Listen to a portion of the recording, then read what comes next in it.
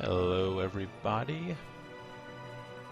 This is, one second, this is Esquire Sandwich with the Pain Train, who I will be putting on the correct setting now. Okay. Pain Train, give it a go. Hey, hey, happy to be here. Alright, so, welcome to another exciting Chair League night. We've got, Wouldn't be anywhere yeah, it's Chair League night. Where else are you going to go? So we got a little update here from House of Chez. It looks like the fourth is incoming and the fifth is having some issues. So that doesn't sound good. Never a good sign. But they have, so it's a little bit past 8, but they've got 10 minutes to get this sorted out, and hopefully we will have a Division 3 playoff game tonight between House of Chez and Do It Right. It's going to be a best of 3, as all playoff games in Chair League are. And I'm really excited to see it. To set the proper level of hype, I went out and bought a new bottle of bourbon just for tonight. Although I hopefully won't finish it tonight. Makes a lot more sense. I went out and bought a new chair. You're doing it wrong. You're doing it wrong. So, once we get this thing going, on the blue side, we're going to have House of Chez. They are a Chair League, have a long Chair League history. They've been here since the very first season. This season, they are ranked 9th in their division, going 5-3. And their opponents, Do It Right, are going to be on the red team. I believe this is their very first season in Chair League. Welcome. Welcome to the playoffs. They went 4-4 this season, so they're ranked 27th. So, bit of a disparity in the rankings, but it is just that one win or one loss that's separating them. So, I'm hoping to see a really exciting game here. Yeah. At this point, I'm just hoping for any game. What time is it? Yeah, it's only 8:03. It's 8:03. They've got time. And of course, the way I've been doing it, once 8:10 comes, I leave it to the opposing team. They have the choice of taking the victory because Chair League rules state if you're not here by 8:10, you get the win. But if they want to give them more time, I'm not going to stop them. Anything to get a game in, I support.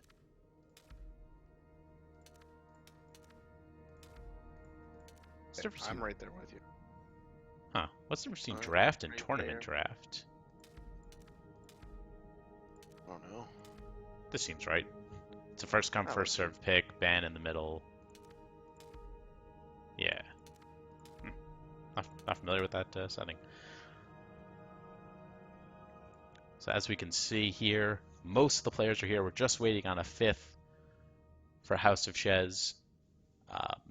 The real concern here, though, is that Chad C has a tracer portrait, which does not flow with the chicken. Not at all. You know, it's the chicken motif. I think as a team, it's important to figure that out before you get in here. Even if you're just going with your most basic of portraits, the Nexus Recruit portrait, there's nothing wrong with that as long as you have this energy.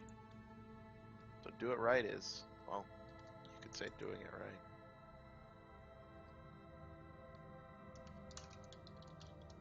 ETA should be 8:10. 5 minutes away.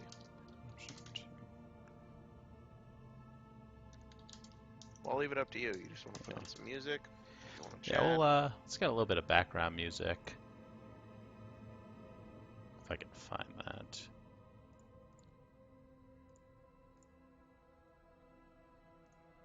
Oop, lost it.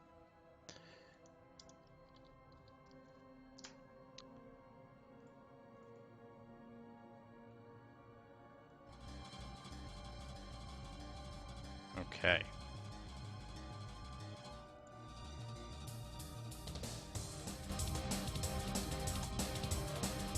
Started. But so the game is going to be on Cursed Hollow tonight. The first game, that is. Do It Right had the map choice, and House of Chez are going to get first pick. Now, I know that teams will often hang out in caster, the caster chat before the games get going, so I don't want to say too much about strategy at this point, and certainly I'm sure both teams, if they are watching, not to imply that they'd stick around after the game, I've never seen that happen, but just for fun, it's always nice to see what your caster's about while you're waiting for the game to get going. So once we get actually into the draft, we can talk more about strategy. But I'm really excited to see Cursed Hollow. It's a large map, offers a lot of opportunities for good team fights, good meta map decisions. Yeah, it tends not to be a super snowbally map as well. So hopefully we will get a nice, decent game.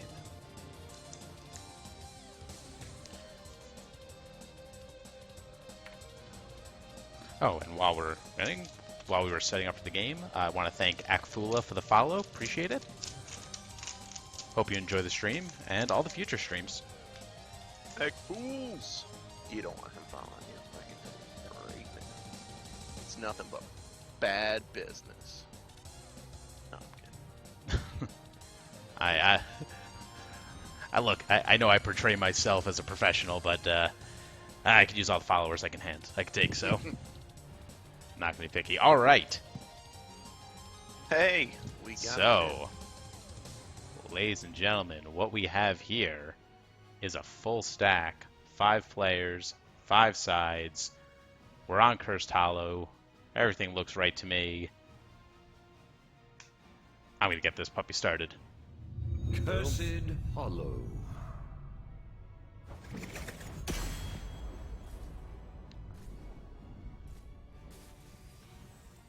So, we're going right into it. First ban is going to House of Chez.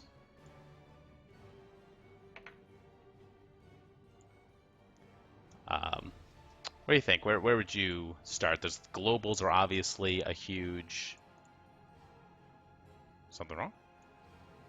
Nope, all good here. I'm still here. Yeah, globals. Falstad, I think Arthas obviously doesn't have any global presence, but has a nice win percentage right now, a high level of popularity.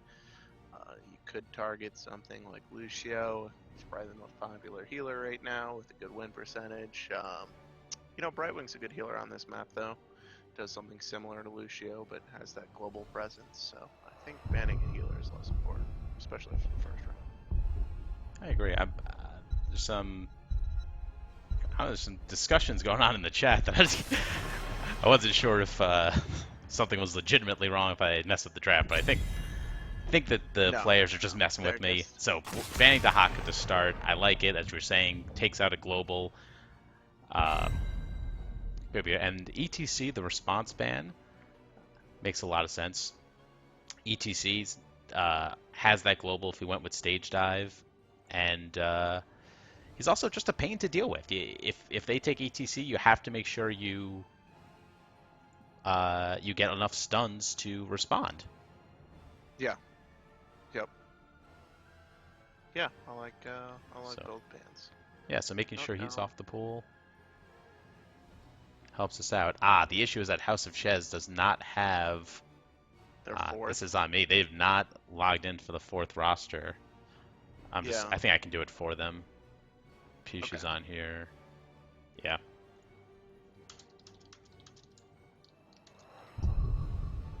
Balloon, grant us strength.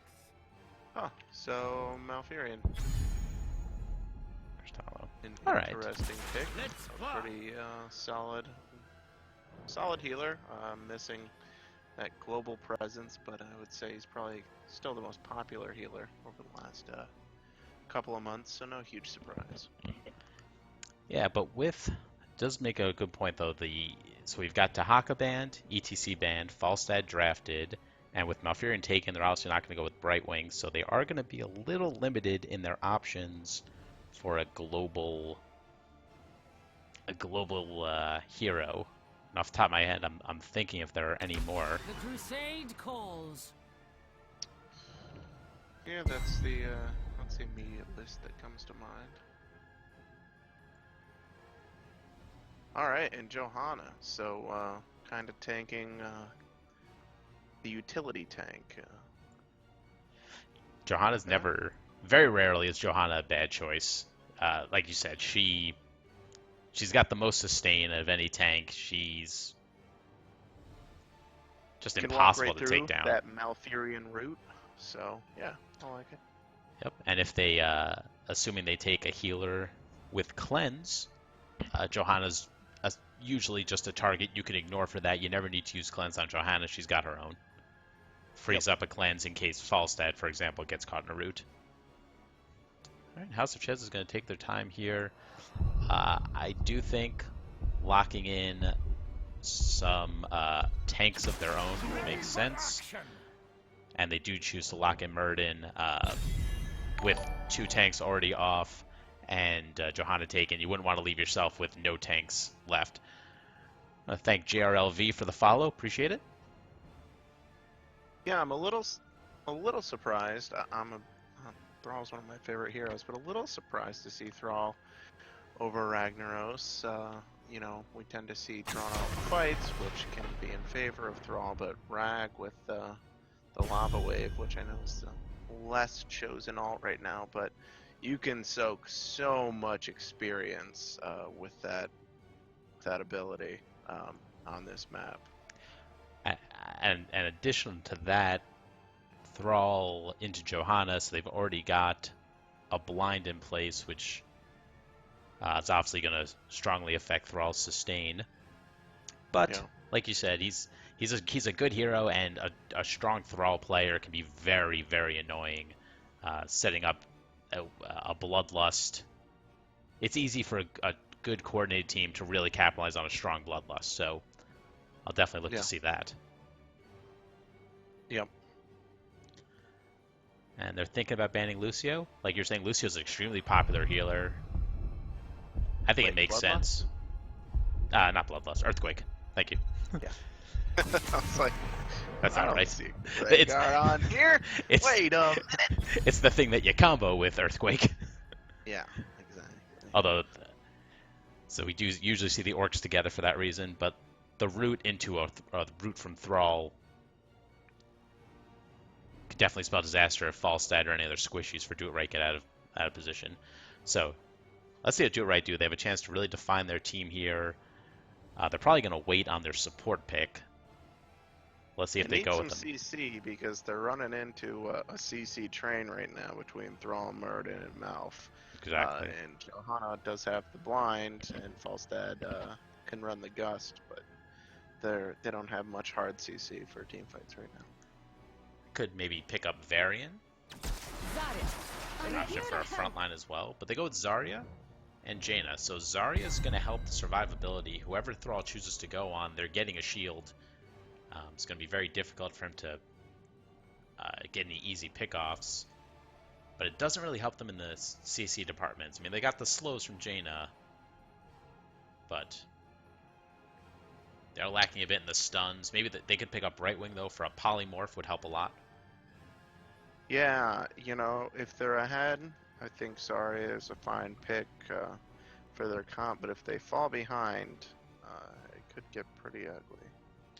They are setting up potentially for a couple of big options for the Wombo with a Gust or a Graviton Surge from Zarya into a Ring of Frost, or even Jaina barely needs the Ring of Frost, just into a Blizzard will be enough to do an incredible amount of damage. So yeah, I really like Zeratul on this map because it's so large, and you can usually get picks on the weighted team fights, and also his ult is so impactful, especially when you have a Jaina or a Falstad or Zarya on your team. But obviously no room for that.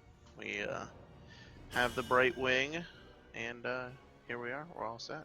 Yep. And Li Ming and Nazebo finish out the comp for House of Chez. So they've got a lot of wave clear. Nazebo, obviously, a ton of wave clear. Thrall is a very effective solo laner. Malfurion can solo lane if he needs to. Not sure if we can say the same for Do It Right. More of a clear direction for House of Chez on how they're approaching this draft. I think Do It Right seems a little less focused, in my opinion, in the draft. It's not a bad draft, but it doesn't do any one thing exceptionally well. So yeah, well, I'm excited for the game. Looking at the comps, I think because of the lack of portrait synergy right now, I am going to bet it all on Do It Right. You know what? That's what I often hear from the professional casters as well. You got to make your strong picks on early indications like that. So yeah, I'm there with you. I'm there with you. There's nothing else to go on at this point. Prepare yourself Actually, for Blizzard has battle, confirmed that it is the most heroes. important thing to victory. In the developer preview for Heroes 2.0, they confirmed team color and mount synergy. It's the most important. So let's get our introductions underway. On the blue team, House of Chez, we have Karabu on The Malfurion, battle No Dice begins on in Thrall. 10 seconds. Wow, hold on. Li Ming is played by 5, 4, D3 3, Atharius. It's gonna go on 1. D3. Deathocarius? Deathocarius. What are you Deathocarius. waiting Chad for? C is going to be on Malfurion, and Peach is on Nazebo. And quickly for the red team, Do It Right, we have Ronin on Jaina, Falstad on Iceman, Brightwing on, or Lady Ronin on Brightwing, Tantrum on Johanna, and Hannibal on Zarya. And both teams are going to start going mid, poking a little bit. Nothing of note as Nazebo makes his way top. Yeah, I'm a greedy Nazebo player. I like to quickly soak that mid lane before I head up on top. But I like that he's up there. He's already pushing hard, and Do It Right's pushing hard down here. Yeah, Thrall is in a little bit of trouble here. He came around from the backside. He's going to take a bunch of damage. Not enough to... He's going to have to tap, but... No kill, but that was a very risky approach that he went around the backside through the bushes. Yeah, and he definitely didn't need to tap with Mouth coming down and signaling that he was coming down, but that's Good stun from Malfurion. Kind of soaking up those shots from Li Ming, keeping the wave and her teammates safe. Malfurion staying down, trying to pick up a pick on Jaina, but she does manage to avoid the root, and she'll retreat to safety. Brightwing going to come down to assist. Yeah, those Brightwing heals early always feel so slow to get your health back up.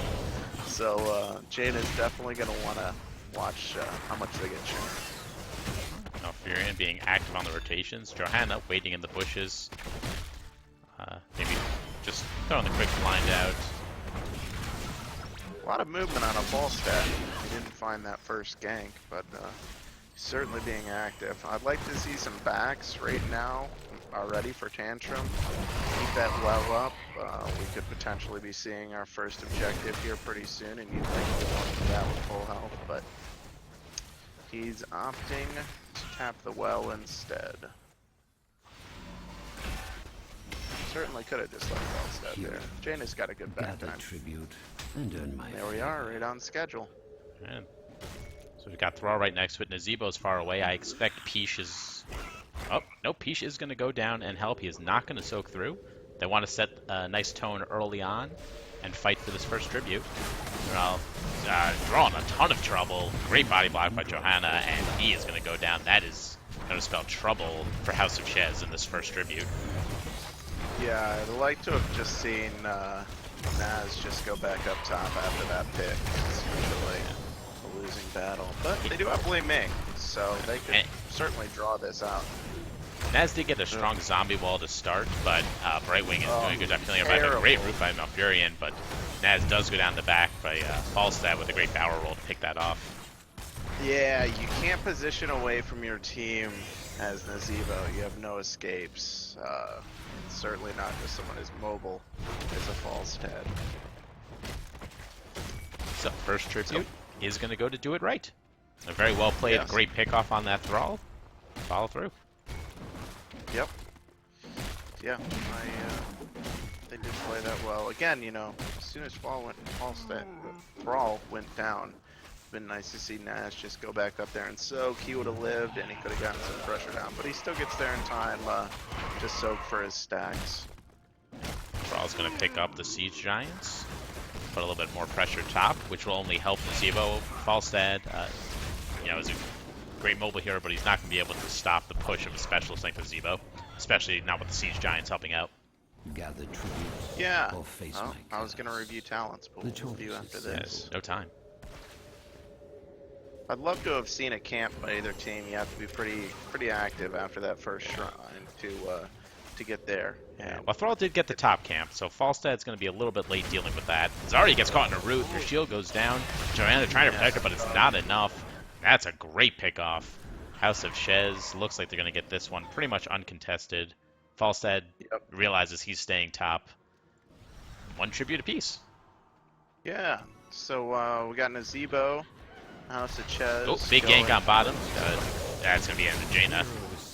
Great 3-man rotation on that to pick her off. Sorry, as you're saying. Yeah. No problem.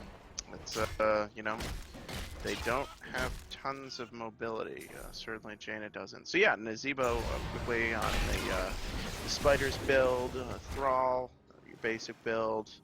Ming, pretty standard as well, to Calamity on 7. Malfurion, your most standard build, and a Q build, the perfect storm build on 1 and 7 for Muradin, so it's pretty interesting. Jaina, you got the Q build, going with the Lance, Shall we see who Frostbolt gathers build. enough tribute this time? Everyone else looks pretty standard. Brightwing took Pixie Charm on 1, which is a little interesting. Yeah, it's a big map, like you were saying. Those camps can do a lot if you're focused one place and they can get a camp pushing in a completely different lane. It can really pay off huge dividends. Do It Right was just much earlier to this tribute than House of Chez. They're going to get it effectively uncontested. Just a little bit slow on the rotation there from House of Chez. I think all teams, all the players backed at an inopportune time. Yeah, I don't know. Teams keep giving it up and then still rotating someone after the tribute's been taken. Like Ming there, rotated up instead of getting a little bit of a push bottom, but I guess they want Thrall soaking bottom. We've had 1 tribute in the bottom and 1 in the top, so no indication on what that last tribute will be, but Brightwing is starting to use those stacks to take some camps. Well, that was the 3rd tribute we just saw on the right, so we start the pattern over again. But as your conclusion is correct, we don't know where the next tribute's going to be, so teams are going to have to be ready. Which basically means you don't want to stack too many people in the top or bottom lane, because it could get you into trouble. Yeah, I like what House of Chez is doing here, taking that camp. Smart call. It is. I just hope they're going to miss a wave of soak bottom. They're still going to hit 10, so at least there's that, but they are going to have to clear bottom, and now they are... And here's the problem. Thrall is stuck bottom, and the tribute is top. Thrall does decide to let it go. At level 10, this is going to be an important one, and yeah, Thrall's making the right call to abandon and move up. Yeah. He is not selected his ult. Yeah, he's not. That's an interesting call. Quick look. We got a lot of damage going out from those Li Ming orbs. Nazebo caught a little bit on top. Right wing looks like she's going to stay way in the back. She took a ton of damage from an orb. Pendulum's Blast is going to bring Thrall down low. Jaina's getting real low in the back, though. Muradin trying to work him down. Jaina's so low, but they can't finish it off. Falstad does go down. Excellent. He sees to turn around, and it felt a little bit late, but it was really an excellent ult by Thrall. It barely kept him alive. He was probably down at 10% health and made it so no one on the team could get away. I love this call. Immediately going into the boss. This should secure their 3rd objective if they rotate down to the boss afterwards. Absolutely. Really decisive, good play calling here by House of Chez.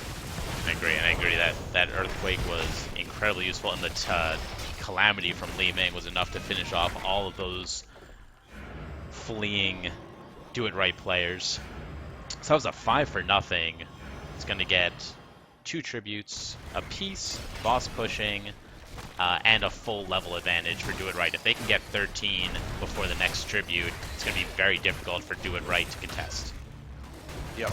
Yeah, I'd like to see them, starting that up immediately. Yep, they are. Like they are. I think they might have been thinking about baiting it, but it just makes more sense to go for it. Yeah. With all of Do It Right stuck in the top here, they'll be able to get this boss, and they should be able to get curse as well. Nazebo's going to help on the boss, but I think that he needs to be over here stalling Falstad. Make sure they don't give this up for free. It's going to be a close race. God. There's Brightwing, there's the Polymorph, and they do get it! Man. You shall fall. Oh, House of Chez does everything right to set up for the free curse.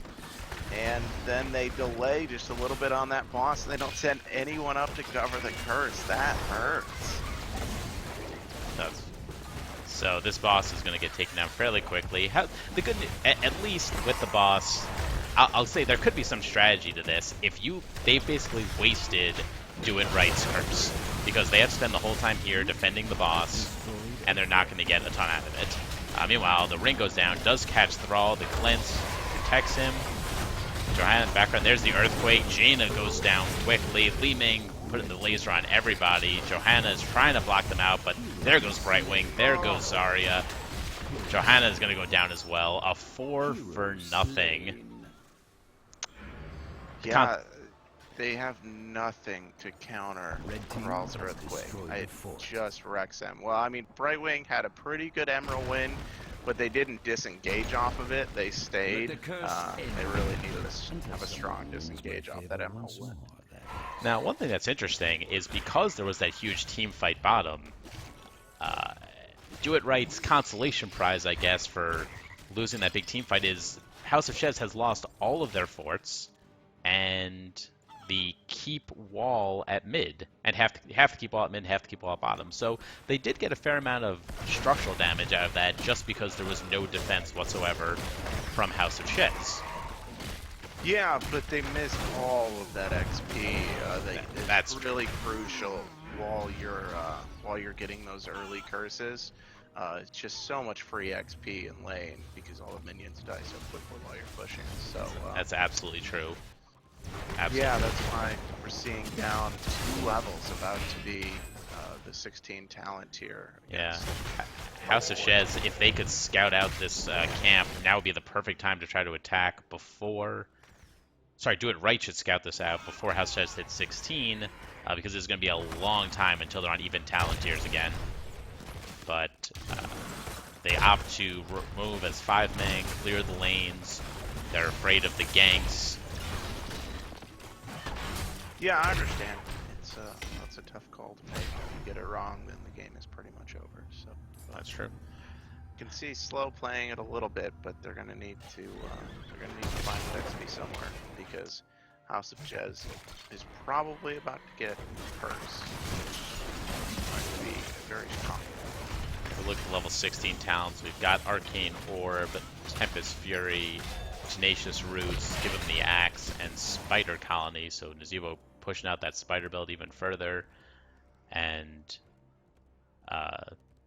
the Roots from Malfurion on top of the stun.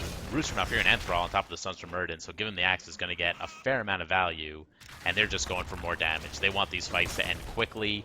They want Jaina and Falstad blown up. They've got Li Ming for the long honestly damage. Isn't doing very much damage. He's on par with Murden and Malf right now, damage-wise. But those ults are so impactful, and Nazebo has soaked so much XP that they're really in a good position. And as this tribute spawns, I think Do It Right is they are going to go contest it, but Jaina's out in front. That is not where she wants to be. There's the stun from Murden, Chain Lightning, and Murden's doing a great job zoning them out. They do get the curse, and Do It Right is going to have to retreat and just try to survive. That's all they can do at this point. That's why you're running Go, right? Because she can face tank almost, not more than any other hero, and has the CC immunity. But unfortunately, they lead Jaina. This is going to be a strong push. Nice ult there. Yeah, it was a good ult. He's going to... Maybe not quite enough damage. Jaina gets the cleanse to stay alive. The root misses. Jaina is going low. Thrall is going pretty deep, but there's not much that Do It Right can counter with at this point. Zarya did take Expulsion Zone, so it might be helpful just to help keep people alive. But not so much to try to set up the big wombos. just Yeah, poke. they gotta watch out. They're all still messes all. Falstad got a little bit too far forward there, and he does get blown up. There's the Earthquake. Li Ming is going to Li Ming is going to go down, as does Thrall. Brightwing in the back, keeping people alive. And himself. Not a great all-five right wing there. I don't think she hit anyone. But overall, a better team fight for Do It Right than we've been seeing. Falstad died pretty early, but Jaina did not get caught out this fight, so she was able to continually do that damage. Yeah, and that Ring of Frost definitely it set them up to follow up. And going 2 for 1 is always a good trade, but especially when you're down this many levels, each of those kills is going to give Do It Right a huge amount of experience. Yeah, I would like to see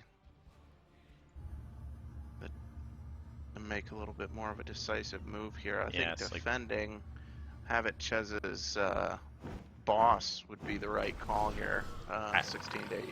But... Right, and at least I would like to see him pick up camps. Both Falstad, Zarya, and Johanna all walked past this their siege giants. It would have taken no time to just pick those up and create some lane pressure, which you desperately need. They are going to go for their own boss, though.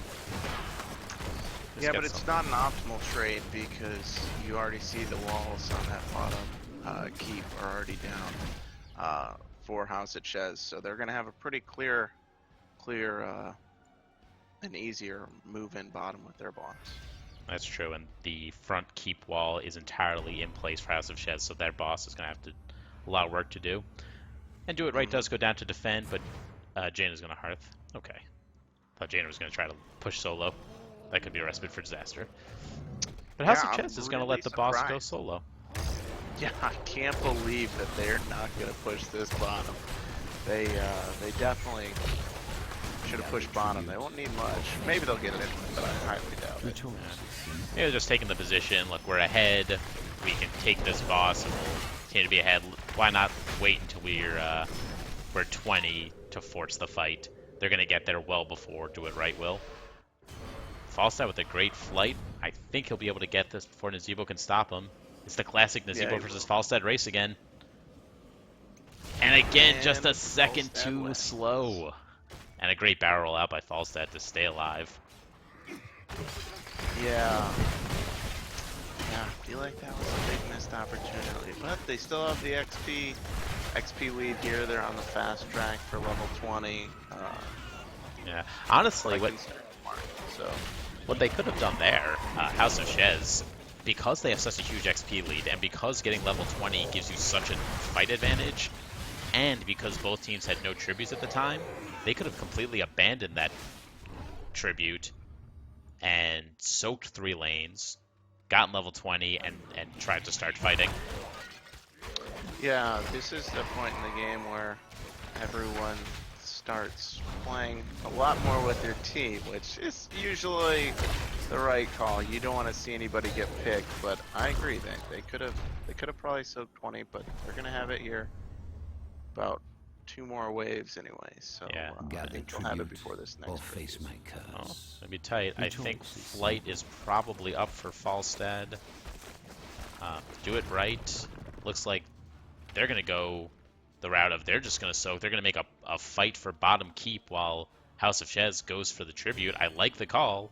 They're just waiting for House of Chez to show themselves, and as they do, here comes the big push. House of Chez. Yeah, I like this a lot. I'm not sure if they see it. Muradin is going to retreat. Everyone except Thrall's a little late to the party, but that keep is going to go down. I don't think they can stop it. They do have level 20. There goes the keep. Can they escape? There's Li Ming with a ton of damage. The Emerald Wind from Brightwing is going to keep people alive. Zarya's shields doing work. Like to see her drop Expulsion Zone just to make sure everybody's safe. But she just hops. She goes a separate distance. Zarya's going to hop on her motorcycles. Every woman for herself. But Do It Right does retreat safely, and that was a fantastic trade for them. Oh no, but they're going up. Muradin is going to pick off. There's Brightwing getting caught. The teleport. Living the Emerald Dream blown there. I'm not sure if it was necessary, but picking up that Brightwing is huge. And Falstad and Brightwing did not need to go that way. No. Such a spectacular call followed by that unfortunate one. But, oh well. As Here long comes as they don't lose anybody, they should be fine. Yep, here comes House of Chez responding in turn. They're going to trade a tribute for a keep of their own, while Johanna gets this uncontested. Falstad's in the back here, but he should be able to find his way back home. Yeah, it might not matter, but I just hate that Jaina ring there. You only have I agree. 3 people down there to contest. There's no way you're keeping it alive. Very likely you're going to see a team fight sometime in the next minute. Yeah, I'd love to see the ult saved for a more realistic fight, but I don't even think it hit anybody. Yeah, especially because Malf sort of wasted Twilight Dream. There was an opportunity. Oh, Johanna might be getting caught out. She does go use the cleanse, and she uses Falling Sword to escape. I love it. Not the best, not the use of the ult you want to see, but a great quick thing to keep herself alive, because obviously losing Johanna there would likely be game. Yeah, it's such a short cooldown on that ult. 60-second cooldown. Nothing wrong with that. They just need to soak level 20, which it looks like they're trying to do safely. Yeah. Now they have 20, but they should know at this point that they are at disadvantage ult-wise. If I were them, I would let this tribute go. It's not going to give House of Chez the curse, and you don't want to fight while you're down at least one of your major ults. They're going to try to do boss instead. They're thinking about it, and they are going to go for it. House of Chez, Yeah. they might know, but they don't care. They're going to get a boss of their own. That's fine. Same problem as earlier, though, right? Yep. Top is not going to do very much for Do It Right, whereas House of Chez probably try and end off this. Exactly. That boss is threatening to. core. That's what I do. This boss is just threatening keep. Yeah.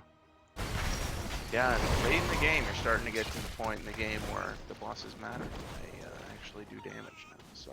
Let's see. In House of Chez, they are going to push with this boss. They're a little bit behind it. Let the boss be the tank. It is a bit of an all-in strategy, though, because if they commit everything to this push and they don't get core, that boss is going to do a ton of work. The uncontested boss would Do It Right. House of Chez, they're sort of not sure what they're doing. The boss has already lost a third of its health, and they're very slow to this defense. Down to half health. They are going straight for core. Murden with a double stun. But as you Emerald said, Wing.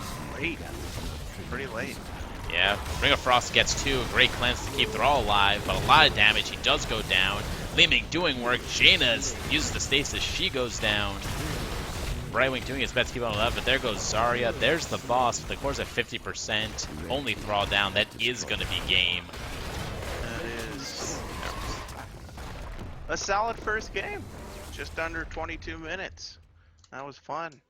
That was a very close game. If Do It Right had just a little bit of a stronger defense, they all sort of lined up, and Li Ming was able to get a ton of value out of that laser.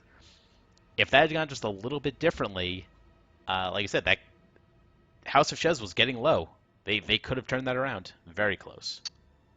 Yeah, it didn't look that close. Looking at the end game screen with the kill count, only Thrall really died for House of Chez. He died 3 times. Ming did die once, as did Nazebo, but pretty low kill count there from Do It Right. Had Nazebo with the most damage in the game, dropping 42,000, and Li Ming shortly behind with 40. So, quick look at the stats, and House of Chez is going to take the first game, but this is a best of 3. So now we need to get the map selection.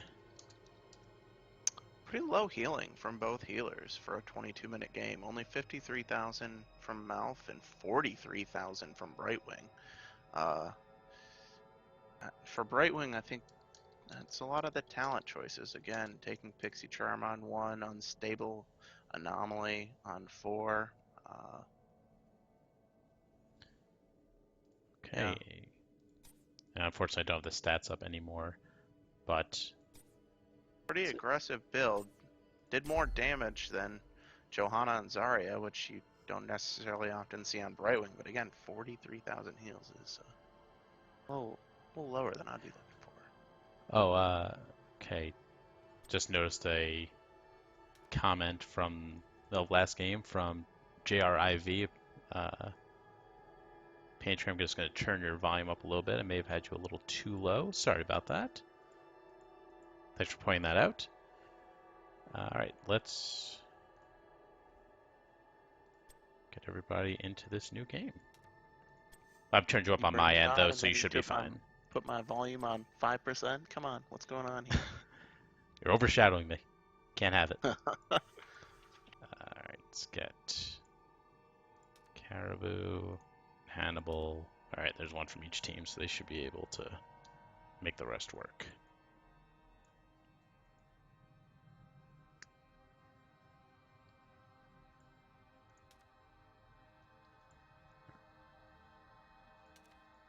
Give ourselves the proper referee titles.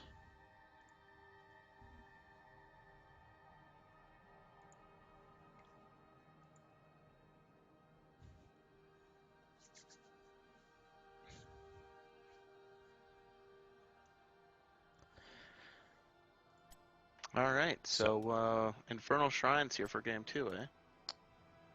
Infernal Shrines, I like to see. I'm a huge fan of this map. I think this is probably my favorite map in the game. I think the Punishers are just a fantastic objective. I really like, like you said, I really like the opportunities it creates for both team fights and strategic calls. Mostly when to give up on the Punisher and when to fight for it. Yeah, I wouldn't think we'll have another 22-minute game. This definitely tends to be a shorter map when you have organized teams playing on it. I'm excited though. This map has a lot of drafting possibilities. You're drafting more for the soak and the push, or looking for a team fight type comp. Pretty exciting.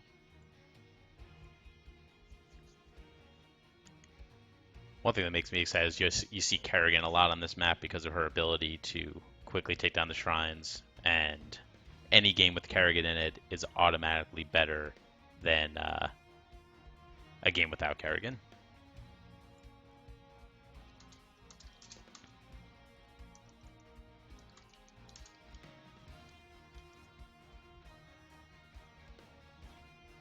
Yeah, I haven't been seeing Kerrigan a ton lately, but this is always one of her highest pick maps. She is such a fun champion to watch, so I would definitely be down for that as well.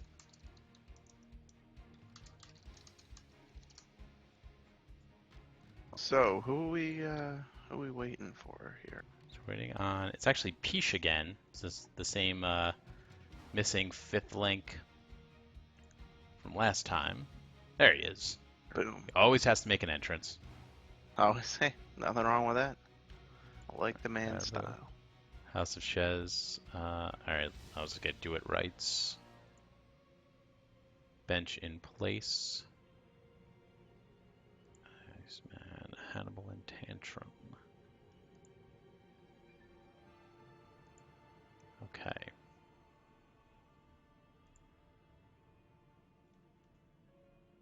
Why can't I start round 2?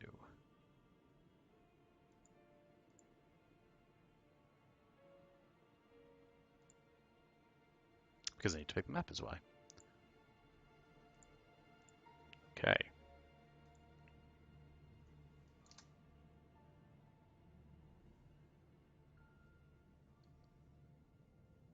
And a quick Again. bathroom break pause, it looks like.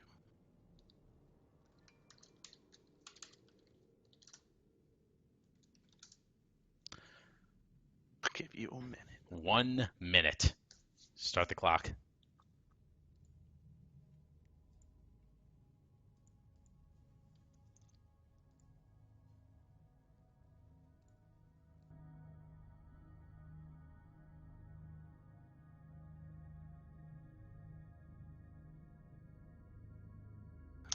The clock has died.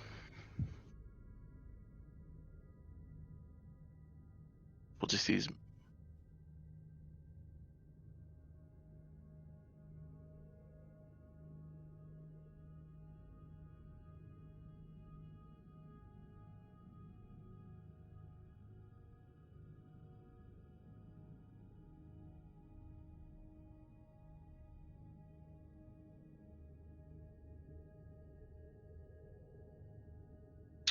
Yeah,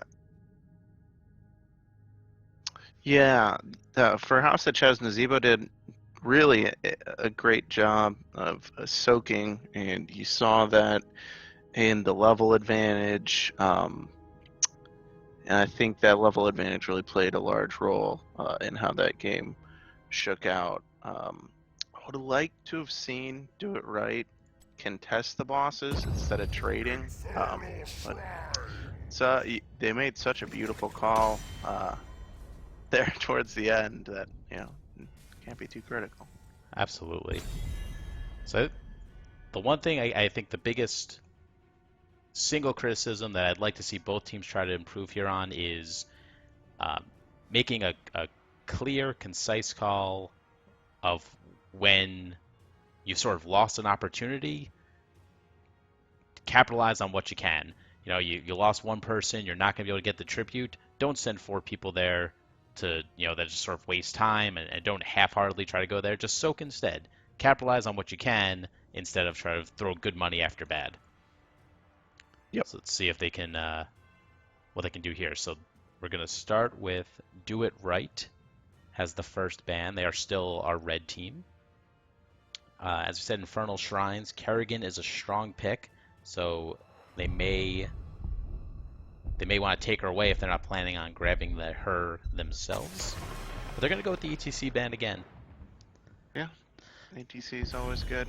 He just puts so much map pressure down and so much pressure in the team fights when you're waiting for that slide as the back line. So nothing wrong with that at all. Absolutely makes sense. And I'm actually going to see, I'm curious if these teams have anything of a history. If maybe they know specifically to worry about House of Chez and their, let's see, match history. They have not, looks like they have not played each other, but Do It Right may have done a little bit of scouting. Looks like House of Chez, they most or all of their games have been casted, so they should be available. Might have done a little scouting to see what's up. And they know that they got to watch out for the ETC. Oh, I thought we were going to see a Murky ban. I was excited, but instead it's the If they watch Malfurion. the replays, they should know that we are bad casters compared to what else they've been getting. Well, we are up a little. We are up against Halloran, so that's a Hey. that's a tough bar. But has Halloran ever been on Chair League highlight reel? Probably. I haven't watched them all, but I would assume so. He does a lot, and he's a fantastic caster. Yes. All right. So the Lucio pickup, I like that quite a bit, especially because House of Chez has already decided to limit the hero pool with that Malf ban. So Lucio's a good pickup here. Absolutely. It doesn't give really anything away about what Do It Right is thinking. Lucio fits in basically every comp. Yeah. And he makes me. I love playing Lucio. Like I say, he's a ton of fun. It makes me a little sad because Brightwing is my absolute favorite hero, has been since I first started playing this game. And I feel like Lucio is kind of a better Brightwing in a lot of ways. Yeah. A little bit less maybe disengaged compared to the Winds alt. Doesn't have that global presence, but I agree. I thought we might see Sylvanas picked up here in one of the first three picks without her getting banned. She's so punishing when you're ahead with the Punishers. But so far has escaped. Instead, we're getting the Murden and the KT for House of Chez. Yep. So Murden, and it escapes me who was on Murden in the first game, but he definitely did a solid job. He did a lot of great zoning and locking people in. So when they needed to, zone them out when you needed to, and lock them in when you needed to. So it makes a lot of sense to go with him again. And I like the KT pickup instead of the Ming, because Ming's damage can be hard to get through the objectives on this map. So I think KT is a great pickup here. Immediately to counter that, though, we have a new Barak. I like that quite a bit. Seeing a little bit more clear focus out of both these teams on what they're drafting here, and Vala, who can do consistent DPS and what tends to be drawn out team fights as well. So Yeah, the nice thing and a about good skin.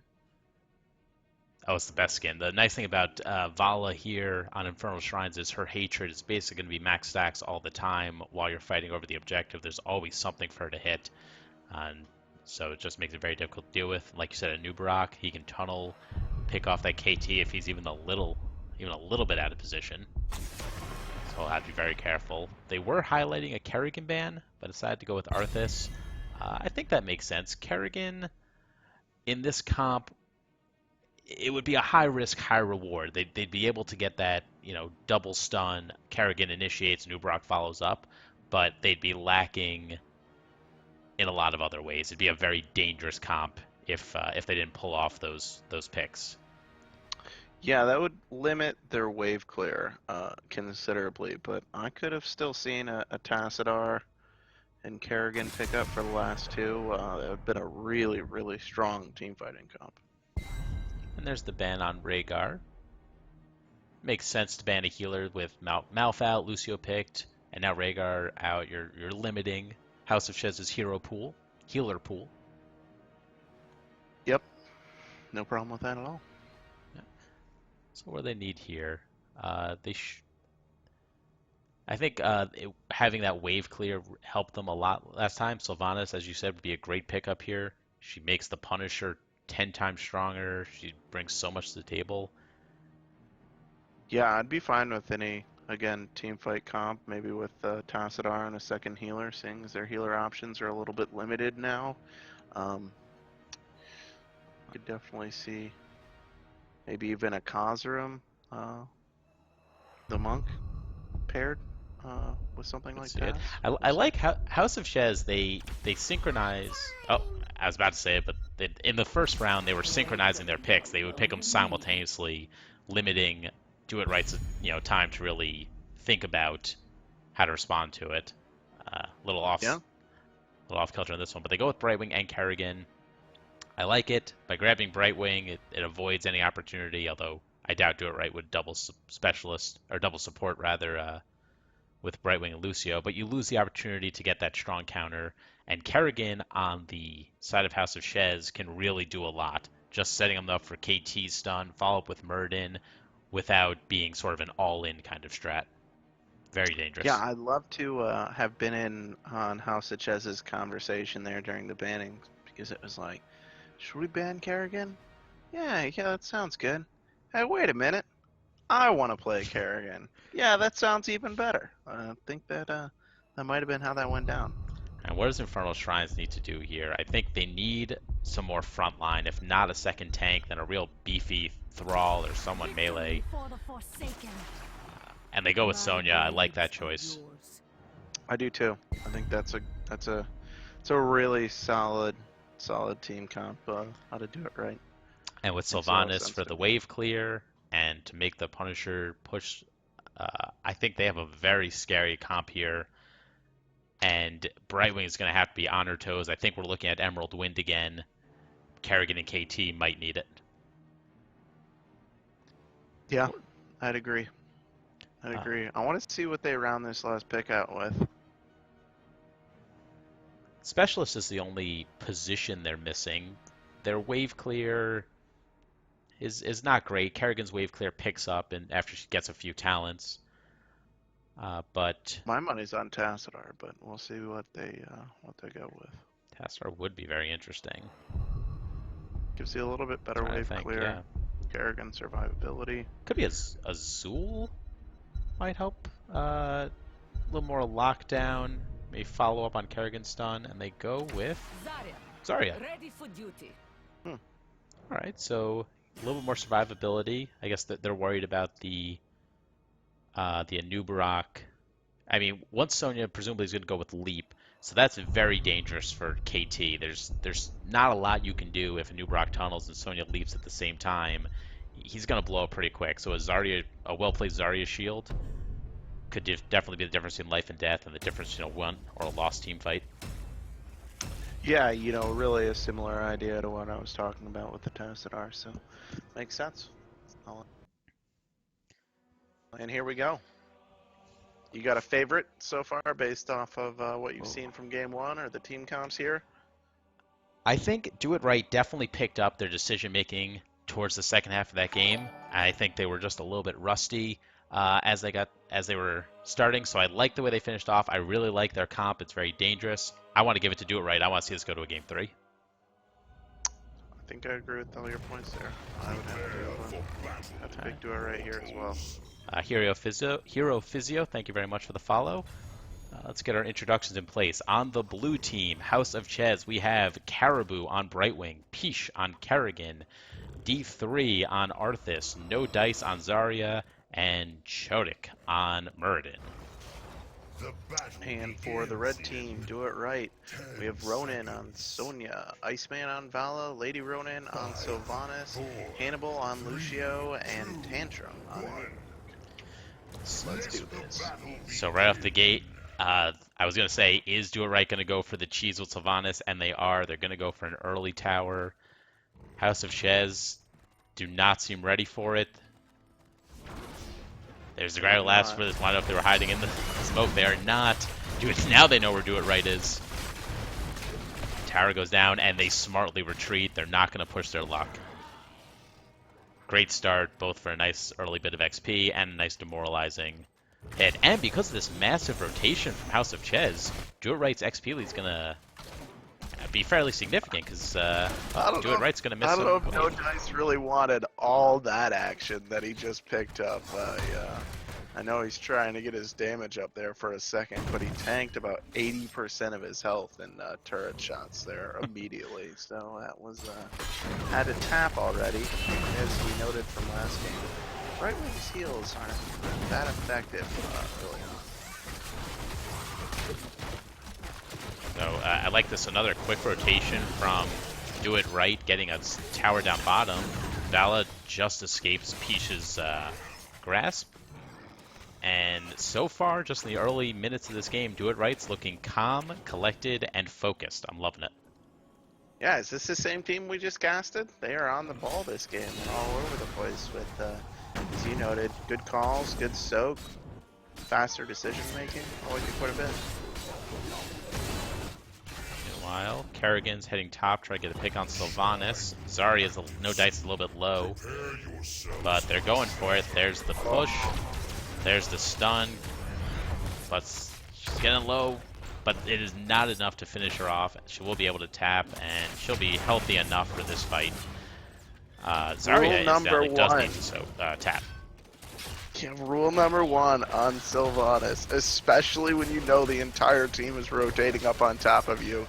Don't wave clear with E. It doesn't do anything. It kills like 10% of the wave's health. It's just never worth it.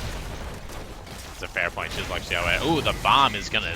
That was a great grasp from Kerrigan to make sure the bomb spread to Lucio, and he goes down. Nubrock's getting really deep. Great poke by. Alright, we're gonna 1-point. Kerrigan is stuck in the back here. She's getting a little bit of health off of Zarya, off of Vala rather. She does manage to get out alive. Nubrock is sticking around, although his health is very low. If House of Chez comes back in here, he's going to be in trouble. Advantage, right? From Do It Right, they got to 4 like an entire level faster, got that 4 talent tier, and they really carried that fight for him there. And here comes House of Chez. They're going to try to make something happen. Kerrigan goes in. A great stun gets 2. Polymorph on a Nubrock. He's going to strip to the top, and but they do manage to chase down Kerrigan and finish her off. Lucio is low, but he's safe in the back. Muradin's getting very low. The spin from Sonya finishes him off, and that is a 2-for-0 and a Punisher. And this is going to very quickly be a 2-level lead for Do It Right. A fantastic start.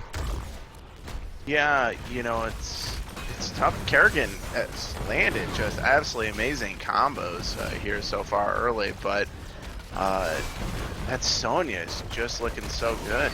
Yep, and there's a quick boop to keep Thanks so Zarya much. in the fight, and she goes Yeah. down as well. And most important in all of this is Sylvanas is still alive, still healthy, so this fort is going down, and the Punisher is still at half health. Yeah, that's why I was surprised. It slipped to what? The last pick? Second to last pick? One of the last picks for sure. And you're really seeing here why it's so strong. Yep, there's a They're stun probably on. not going to get too much else. They're gonna so get I that love KT. No, very close though. The stun from the Punisher followed by Nubrak. Everybody on House of Chez is gonna have to watch that, but especially KT. Yeah, and a really good call here to take the camp. You're never going to get much more just off that first push. But what you can do now is soak that XP from the camp, and you don't get XP anymore from killing camps. So really, I can't say enough for Do It Right.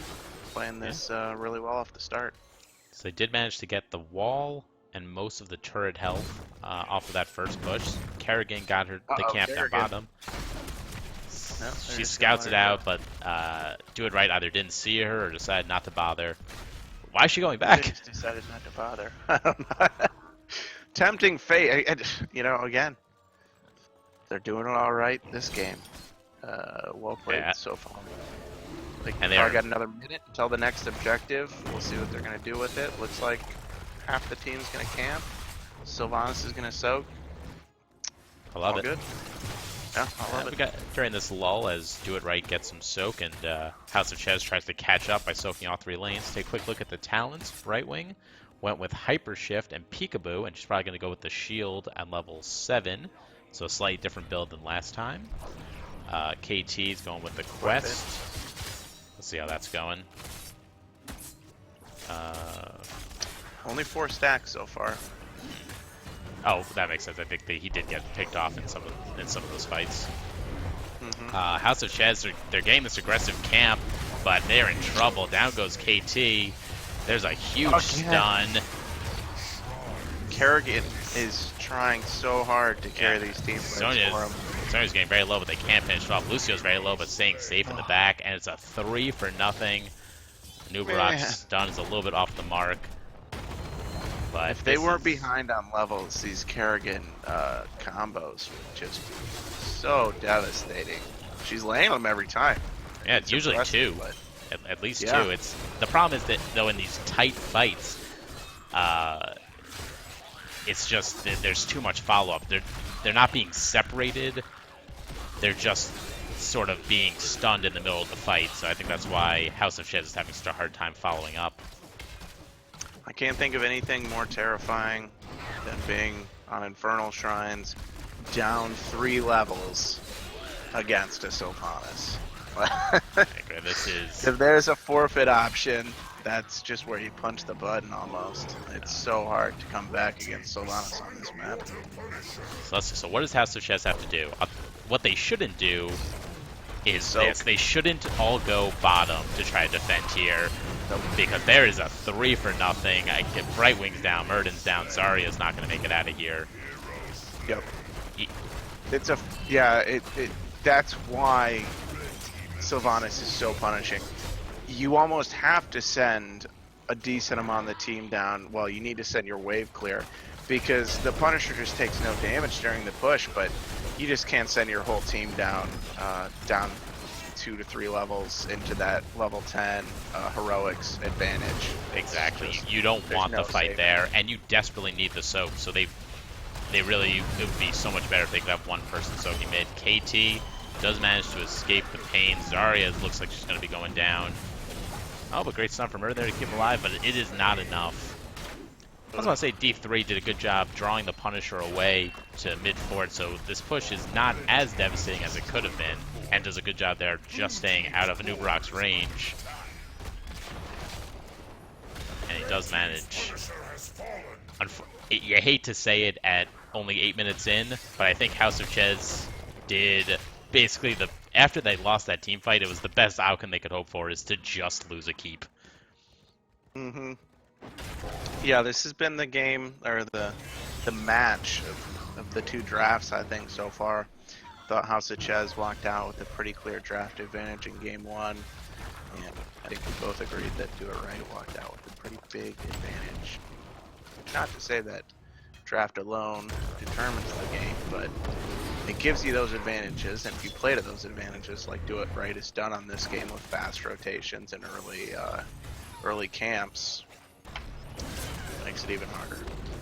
So a quick look at the level 10s. We do have Leap, we've got Rain of Vengeance, we've seen it a few times, Wailing Arrow, Sound Barrier, and Locust Swarm, a little bit more sustained for Nubarak. Over on House of Chez, we've got Blink Heal, Phoenix, Graviton Surge, Avatar, and Maelstrom. So it is going to be a while until they're on even talents again, but fighting 10 into 13 is a much better fight if you have to take one than trying to go into 16. And House of Chez looks like they're in trouble here. A great stun by the Leap. Nubarak picks off Zarya. Lost her name. Murden does manage to escape, and the camp is going to be stolen by Do It Right. Yeah, you know, when these drafts were being picked, you alluded to the fact that it was probably going to be pretty important for Brightwing to take Force Wind. Emerald Wind, yeah. Emerald Wind, thank you. For that disengage, Blink Heal does help with the healing, but does not provide any disengage. When you have Sonya leaping on you and a Nubarak tunneling into you, and you have Lucio speeding the entire team directly onto your face, disengage will help. There's a Graviton Surge. Great, great Graviton There's Surge. Maelstrom actually had. There's Maelstrom. Kerrigan's looking for the leap. She's going to go on Val as soon as she gets in range. She's not quite close enough. A great stun by a Nubarak to keep them at bay. There's the leap, getting the pull, captures Sonya. Sonya's doing a little spin to win. Murden gets a nice double stun, but it's just not enough, and Lucio was the only one to go down. It was a 1-0, but... And KT was just a little off on his E there. That might have been one more kill, but, you know, still a decisive team fight there, started by Zarya with that gravitational surge and followed up immediately by KT with his Q build. So good damage there. Yeah, and there's a very good Wailing Arrow somewhere in the middle there that prevented Kerrigan from getting the leap earlier, which would have turned, and the Maelstrom earlier, which would have turned everything around. But now Do It Right is right behind them. A great cleanse to keep Kerrigan alive, but I'm not sure if it's going to be enough. She's trying to get away. She's doing everything she can. She's just avoiding the dive, but it's the Q from Nubarak is enough, and also Brightwing goes down. So unfortunately, for House of Chez, Do It Right does manage to turn that back around with a 3-0 response, and this is going to be their Punisher again. Yeah, I think Emerald Wind might have been a solid disengage there, but no point. No point in harping on it. A good team fight there by Do It Right. There's the tunnel picking up Murden. Shield from Zarya goes down. The bomb spreads a little bit to a Nubarak. Goes no further.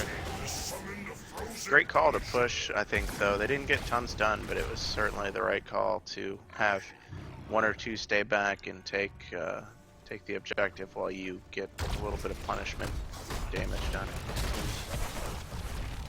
I agree. So as the Punisher leaps forward, Do It Right is just waiting for the Punisher to pick a target, and I think they're going to follow his lead. Punisher's waiting for someone to hit him. There it goes on Kerrigan. Ooh.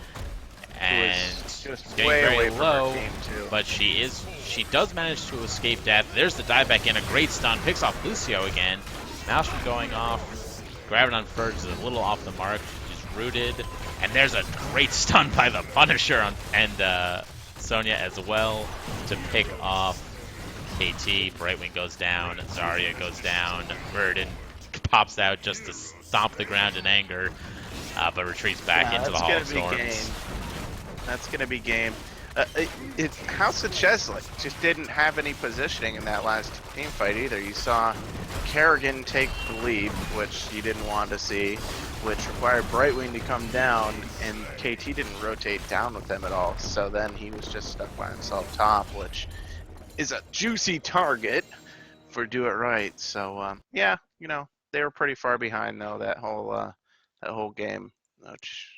So very, very well played by Do It Right, showing that they didn't there's a reason they made the playoffs, and putting on a clinic as far as Infernal Shrines is concerned. Nothing's better than playing Vala as on a team that is just diving and overrunning your enemy because no one ever does anything about your massive amounts of damage, and you just get to sit backline. It positioned very aggressively all game. Iceman had nice positioning, especially in that first team fight. I think he had like 7,000 or 8,000 damage, and no one else in the game had above like 3,000 or maybe 3,500. So aggressive positioning early was really well played there by Iceman on Bala. Oh, I want to apologize. I just realized I didn't have the Chair League banner up during this fight, but I think everyone's My been pretty clear about goodness. what's going on. That's Amateur hour. that is. I have no excuses. None. But we have it up for the decisive game 3. You can see it in the corner. It's 1-1. House of Chez and Do It Right for this Division 3 playoff game. The final match is going to be on Braxis Holdout. Call your friends, call your neighbors. Twitch TV / Esquire Sandwich. Get them in here. It's going down. My wife asked me what I was doing tonight, and I told her, and she said, I think that's the nerdiest thing you've ever said to me. I said, thank you, I appreciate that. The nerdiest thing is when you call her and tell her, get in here, you're missing it. Get in here!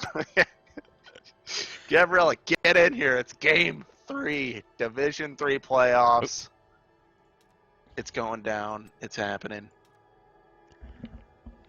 I'm really excited. Pumped. So, This has been yeah, a fun series. absolutely. Yeah, no, I'm having a great time.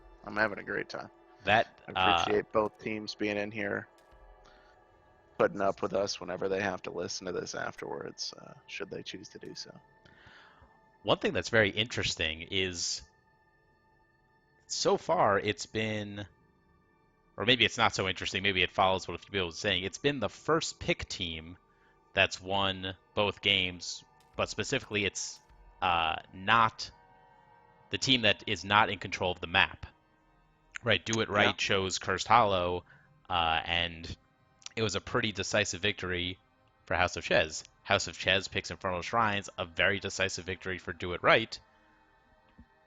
But let's see what happens here. So Do It Right has chosen Braxis Holdout. Interesting, in my opinion, a very interesting map choice. Usually a map that people usually people have strong feelings about it one way or another, so obviously they like it, but wonder if we're going to see some pocket pits, specific picks for this map. I'm definitely interested to see why they chose this for game 3 and what they got up their sleeves to pull out the W. You know what I'm really hoping for is a Medivh. You can. Yeah. I don't think they when this map first came out, a lot of people were talking about the ability to create that door, the portal that sort of reach all the way from one point to the other. I don't think that was ever patched. I think the community just sort of decided it wasn't necessarily worth it, or more specifically, Medivh is so hard to play that unless you're already a good Medivh, that one advantage isn't going to be enough to do it for you. But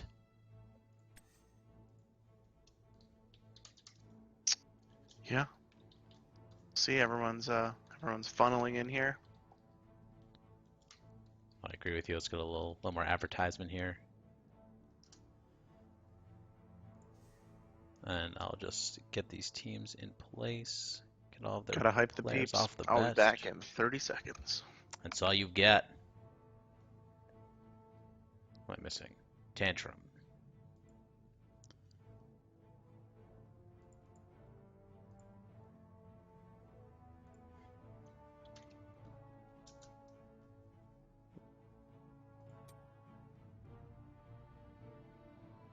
And I'm back. Just in time.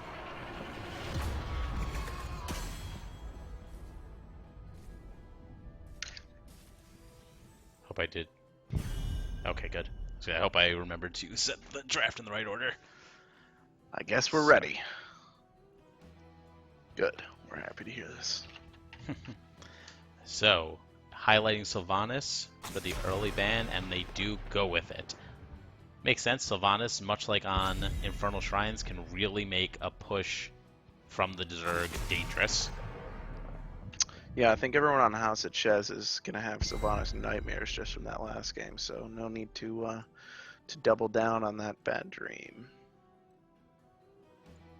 And the Malfurion ban from Do It Right, follow from the last time, made sense. Malfurion did a lot of work in the first game, and denying him from House of Chez seemed to work to their advantage. And they grabbed Lucio, which is...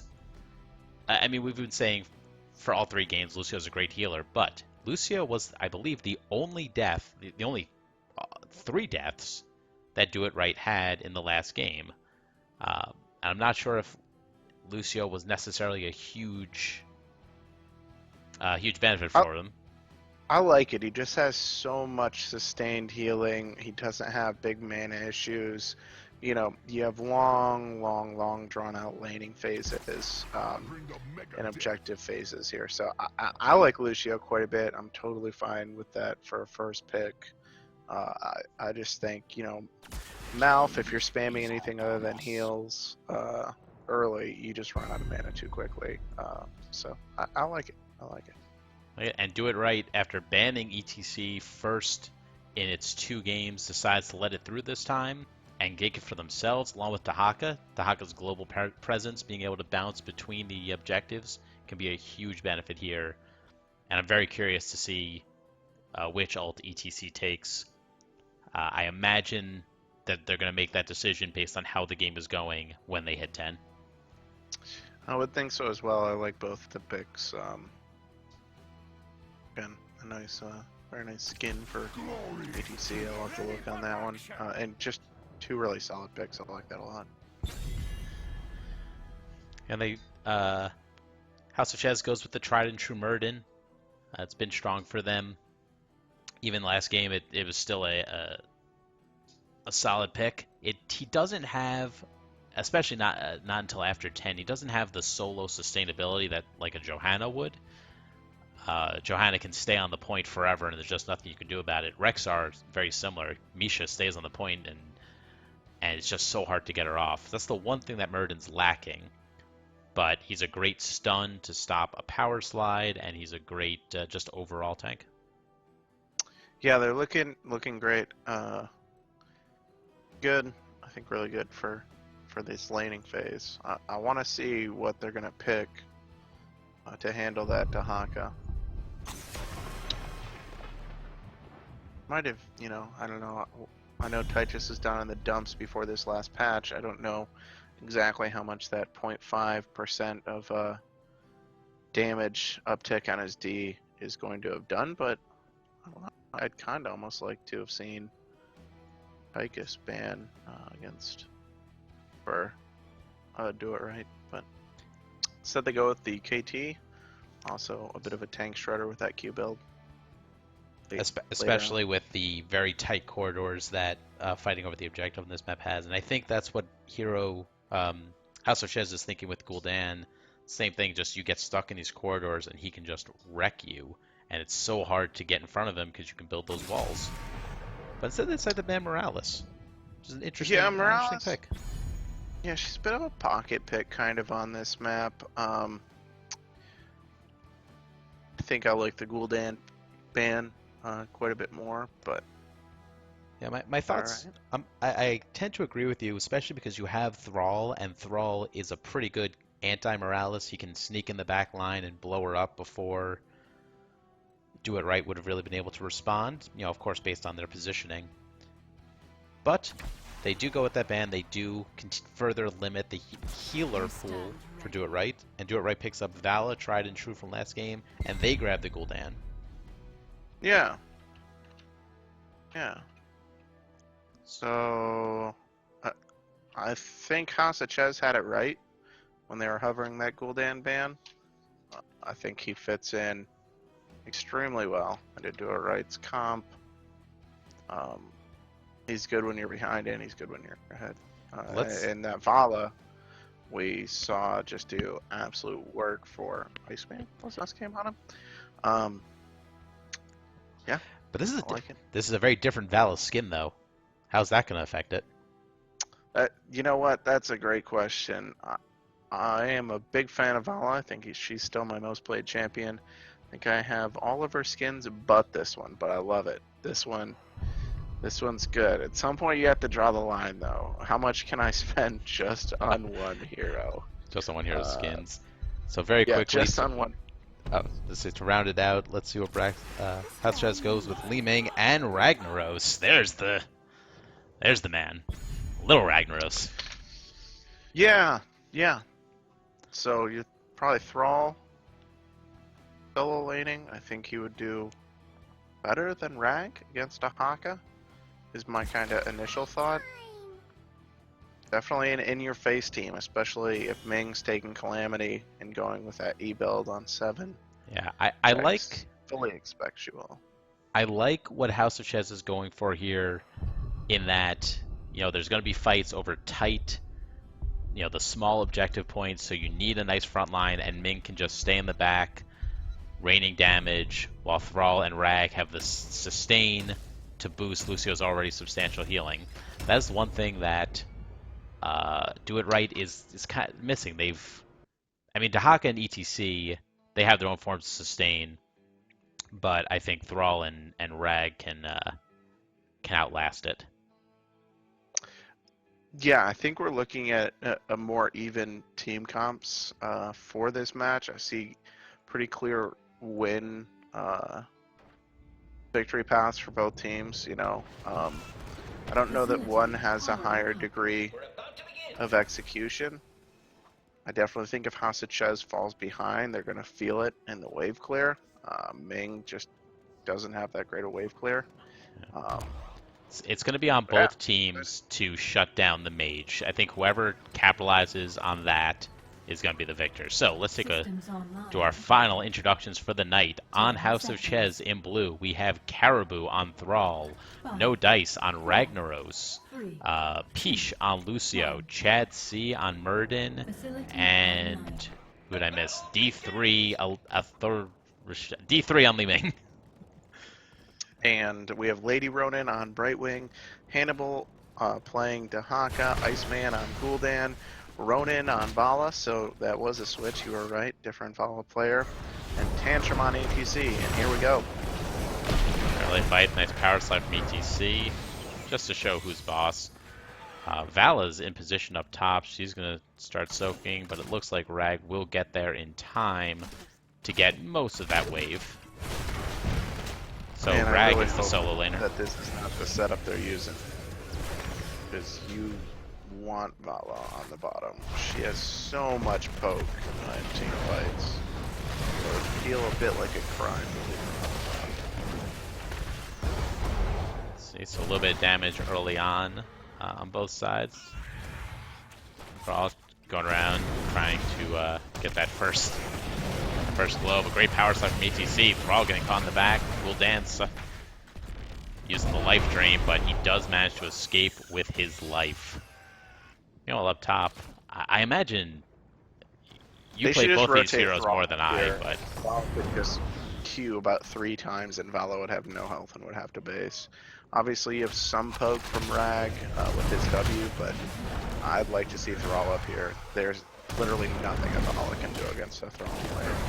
Right. And I think conversely, there's nothing that a Rag can do against a Vala player, so it's going to be tough. Yeah. But it is what they're sticking with, at least for the early game. Ming is backing just a little bit late, but she should be there. House of Chez should be able to stall it out until she gets back. Gul'dan was a little by himself. Thrall could have tried to go on that, but they do scare them off. And Rag gets the early start. Brightwing did go top to assist Vala. Yeah, I'm surprised that House of Chez, they apparently have not realized this yet, and they are giving up that first 25%, I think, basically for no reason with Brightwing top. Back, and here comes Brightwing to rotate down. Great route there by Thrall. Murden trying to find a way to capitalize on it in the front, but nothing yet. Gul'dan's just raining down damage. as we said, I just don't see a way for Ragnaros to retake top. Now, that's not necessarily a problem. If House Chez is able to just hold on to bottom and push, it'd be okay. But Thrall getting caught on the front, a great grab from Hannibal on Dahaka. Straight through all three of Gul'dan's E-procs. That was pretty painful to watch, and then he followed it up by finishing that run straight into Dahaka. Tongue grab. So House Chez can fix this pretty easily with a quick rotation. And Murden is heading his way top. He's not going to be able to stop this wave, but they might be able to get a pick off on Vala. He's looking for it. He's in front. He gets the stun, but Rag was just a little bit too far behind and not able to capitalize. Oof. And now all 5 players for House Chez are going bottom. I have to disagree with this decision. Vala's going to stay top. He's going to get such an XP lead. But Murden does decide to stay top. Not the best choice. Yeah, you want Rag down here, certainly. For that right there. Exactly. It just throws him on damage. This would have been a great opportunity for Thrall to take his position top against Vala. But you always want the tank to stay with the bulk of the team. Both because he can set up kills, prevent deaths, and he can't do anything against Vala. Hannibal's looking pretty on point this game. With the Dahaka tongues, I'm seeing a lot more land than I would kind of expect. That's a pretty hard skill shot. Making it look easy. But showing the strength of Ragnaros on this map, because he took over that fort, it's barely took any damage and barely lost any ammo. So they just lose the front wall. It's a strong defense, and now they're seeing what else they can do. Yeah, Rag is such a strong pick on this map, and he's really outside of sitting top lane for that first objective and losing to Vala. He's flexing that right there. And I like this. They Thrall and Rag start the camp, but then let Leeming finish it as he goes top. I think he was looking for a pick on Vala, but unfortunately it didn't work out. Murden's going to go back and soak. Thrall is going to try to get camps of his own. Yeah, pretty standard play here by both teams, taking the camps, soaking the lanes. Yeah, right wing, I think she's going to finish off one of these mercs and then use Bride. Nope, Vala's there to help finish it off. Which, she did take Bride this game again. Yeah, so we saw that game 1, and it really felt like it hurt the healing some. Bribe is so unnecessary on this map. You should always be able to quickly clear these camps. As a team, your team's always together, so yeah, I don't love that. Take a look at the other talents. Power Hungry, Dominance, and Leeming did go with the Calamity build. The quests for Ragnaros. Gul'dan has already just completed Echo Corruption here at 6 minutes into the game, so that's pretty impressive. Very strong start. And Dahaka, Hannibal on Dahaka, another great tongue on Murden. Now another one on Thrall, the power slide from ETC, and he goes down. That is 2 deaths to none. And it's going to be very hard for House of Chez to contest these beacons. Dahaka goes top. He's getting ready. There's the grab on Ragnaros, and Vala looks like she, with a W, is able to finish it off with the basic attacks. 3 for none. And now House of Chez, or Do It Right, is just waiting for some unsuspecting player in House of Chez to try to take this back. It turns out it's Murden, but they're waiting for somebody better. I want Hannibal to set up a YouTube educational channel on Dahaka tongues and just show the people how to get it done, because guy barely misses. Impressive work. It's very good. In that commotion, Murden did manage to take back bottom to stall House of Chez's Zerg pen, but it's not enough. And now Do It Right is at 10. House of Chez has to be very careful with what they do here. They just basically need to sort of play a little rope-a-dope here and avoid a fight until they can get some XP. They're in a very, very hard position. Remind me, who picked this map? This was Do It Right spec. Okay. Yeah. Well, they're showing why. Yeah, this Dahaka play is very strong. Yeah. Now it's a 2v2 on top. Dahaka uses his adaptive trait and did My take a lot of gosh, damage during it. You just can't miss with that tongue. Yeah. Interesting to see adaption. You don't see that often, and but clearly he knows things about Dahaka that the rest of us do not. So It's definitely gotten a lot more play recently. I know because I've yes, played Dahaka a above. fair bit, and it's let's see what the pick rate is. It looks like it's got overall 62% pick rate versus Oh, wow, isolation. okay. So it's really become the more common pick, and especially against a Ragnaros, it makes a lot of sense.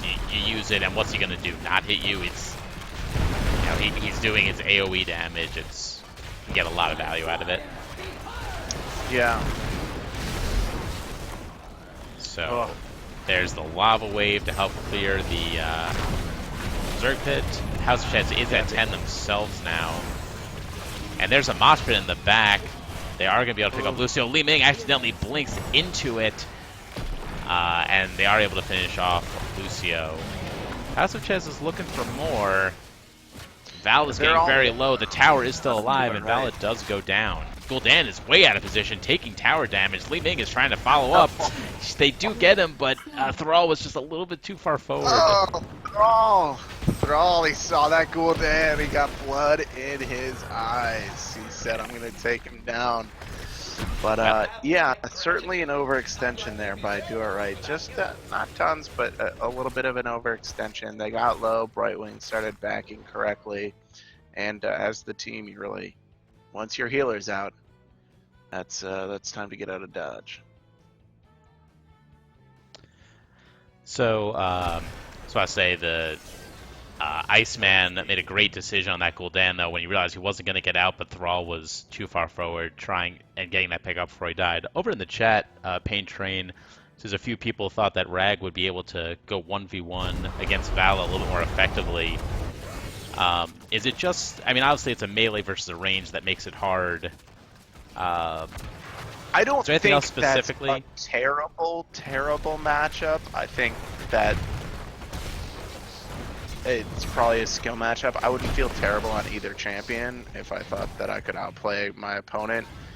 For me, it's less that that's really a terrible matchup, and it's more that Thrall wins that matchup so easily every time that I don't even see a point in putting him up there when you could just put the Thrall up there, who can just repeatedly Q on whatever the short cooldown is.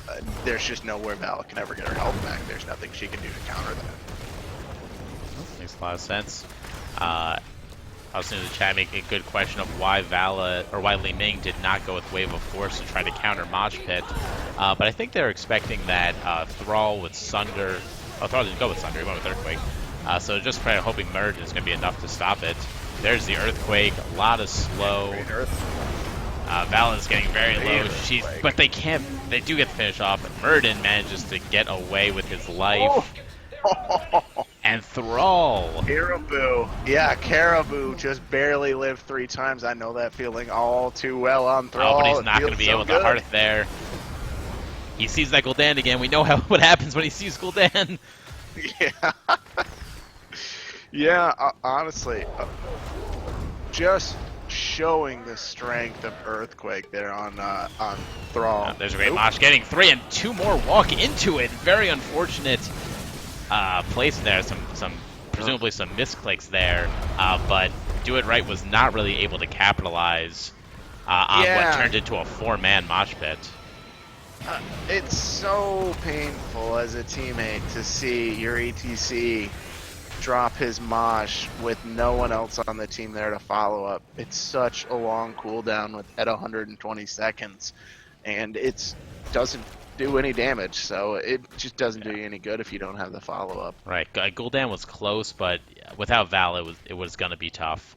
And I'll just also point out that House of Chez, I don't know if they're doing it as any sort of bait or if it's a taunt, but they keep trying to Hearth right off of the objective, and that's not going to work. That's never going to work. Yeah, I like that push top though. They got that camp pushing as well, so I definitely think Do It Right's in a pretty good position here. House of Chez is going to have to be on top of it.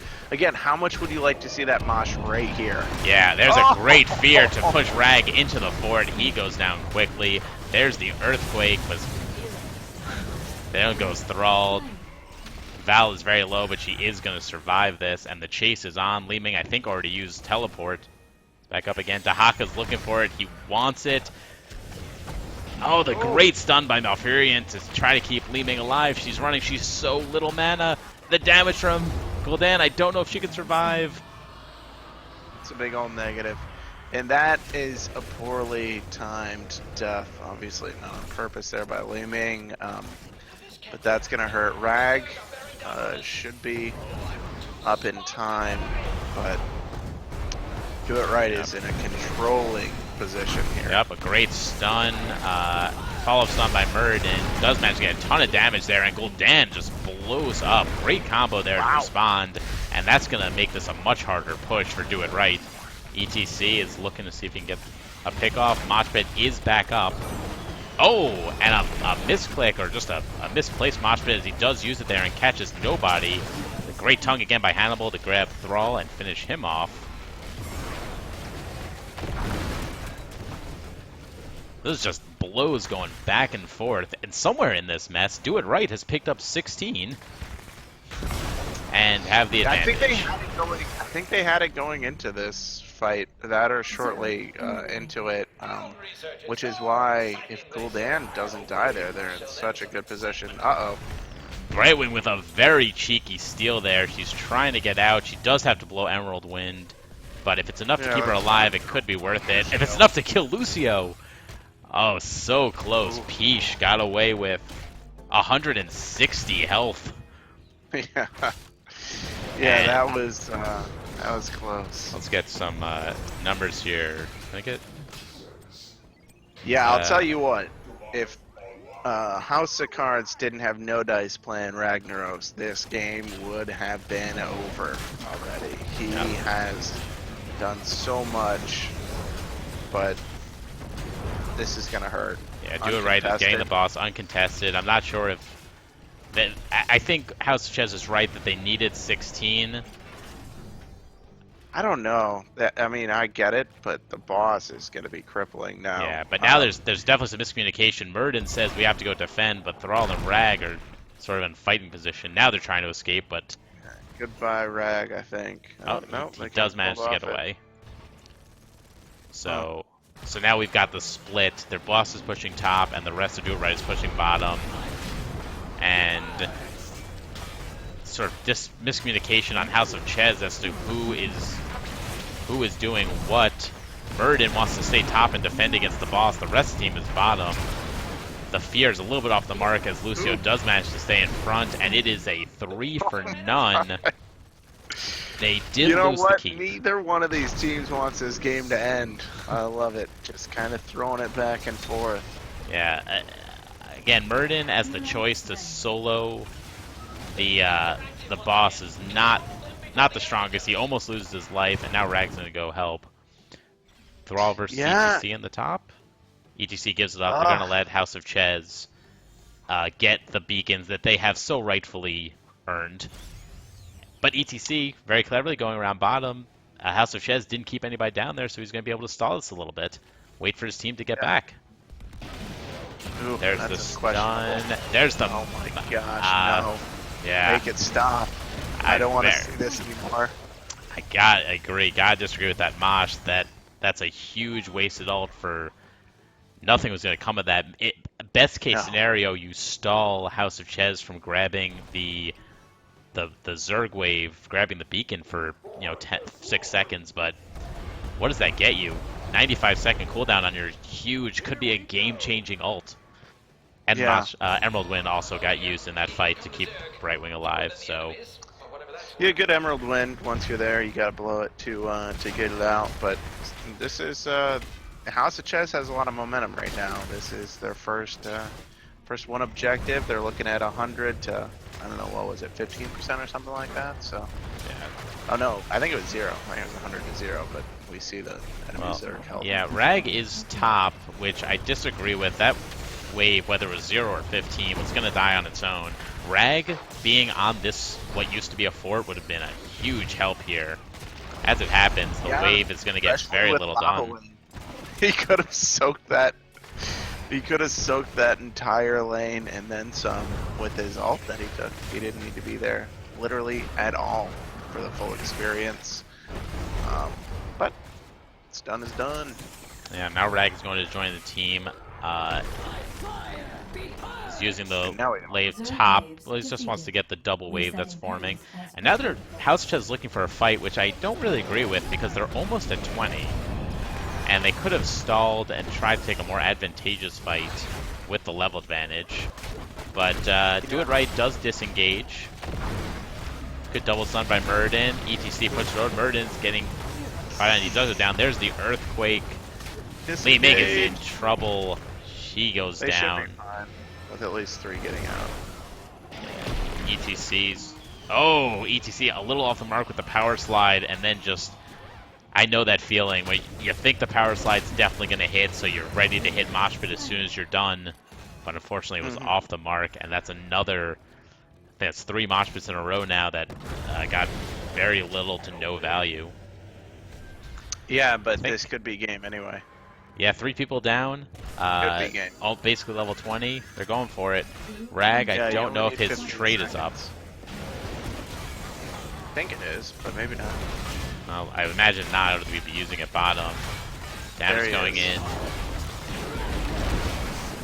Trying to slow it down. Li Ming does go down. Yeah, that's game. Well played. If I do it right. That they, was. a little soft that first game, and it looked like they were maybe throwing a bit of their lead here this game, but nope, they pull it out. 20 minutes, all 3, good. You know, long games, fun to cast. Hopefully Absolutely. We weren't, too critical. Absolutely. And that last game was very close, very exciting the whole way through. And both teams absolutely had a chance to make it happen. Some few overextensions and some great plays by No Dice on Ragnaros for House of Chez, Hannibal on Dahaka for Do It Right. Both did a great job keeping that game close, keeping it exciting. Yeah, Iceman had his level 1 talent completed there, Echoed Corruption, just 6 minutes into the game, which you knew he was just setting up to all the deeps. Ended the game with 62,000 hero damage, 100,000 siege damage.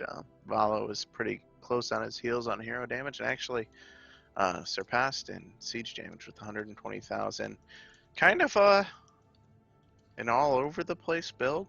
A little bit on Vala, repeating arrow and arrow on 4 and 7. I guess not a whole lot of need to do arrow on 1 there. Yeah. I appreciate the invite to cast today. This was fun. I appreciate your input as always, Pain Train, and you are streaming high-level Hero League, every once in a while. At twitch.tv/paintrainer. Get that right? That is correct. Yep, just add in the ER to the Pain Train for the Pain Trainer when I'm casting. So, yeah, I appreciate the shout out. All right, and I want to thank both House of Chez and Do It Right for playing. It was a great series of games. I want to thank everybody for watching. Congratulations again to Do It Right. They are moving on in the Division 3 playoffs. I am Esquire Sandwich. And I am the Pain Train. And hopefully we will see you all next time. Have a good night.